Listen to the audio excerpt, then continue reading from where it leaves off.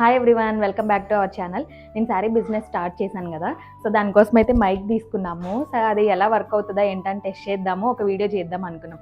సరే ఏ వీడియో చేద్దామా అంటే మన యూస్ఫుల్ ఇన్ఫర్మేషన్ చెప్దాం అనిపించింది. నేను మామూలుగా బుక్స్ చదువుతాను, రుద్దుని పుట్టాకైతే నాకు అవ్వలేదు. మళ్ళీ ఇప్పుడే నేను చదవడం మళ్ళీ స్టార్ట్ చేశాను. నేనైతే ద సర్కిల్ ఆఫ్ లైఫ్ అని సుధామూర్తి గారి బుక్ చదివాను. ఇది సుధామూర్తి గారి రైటింగ్సే ఎంత ఇన్స్పైరింగ్ ఉంటాయో, ఎంత ఫెమినిస్టిక్గా ఉంటాయో తెలిసిందే కదా. ఇదైతే ఒక గ్రూప్ ఆఫ్ ఫ్రెండ్స్ గురించి.